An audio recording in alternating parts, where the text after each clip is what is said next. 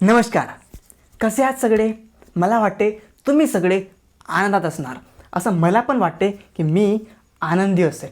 परंतु सगळ्यांना असे अनेक प्रश्न येतात की आता उद्या काय करायचं आहे, माझा बिझनेस चालणार की नाही, मला नोकरी लागणार की नाही, असे असंख्य प्रश्न मनामध्ये या डोक्यामध्ये असे घुटमळत असतात, विचार येत असतात. आणि आपण म्हणतो की आपल्याला आनंदी राहायला पाहिजेत. पण हा आनंद कधी आपल्याला मिळतो का?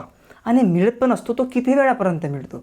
कारण आपण नेहमी कुठं ना कुठं ऐकतो की या जीवनामध्ये आपण काही वेळासाठी असतो, त्यामुळे हे जीवन जो आहे काही क्षणासाठी आहेत.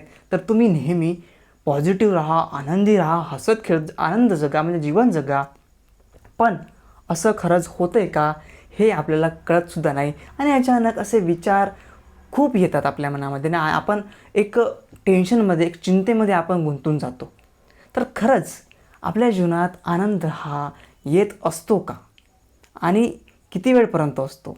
सगळ्यांना माहीत आहे, सगळे आपापल्या जीवनामध्ये बिझी आहेत. उद्या काय करायचं आहे, आता काय करायचं आहे, भविष्यात काय होईल, काय होणार, काय करायचं आहे, ह्या सगळ्या गोष्टी सतत नेहमी मनामध्ये येत असतात.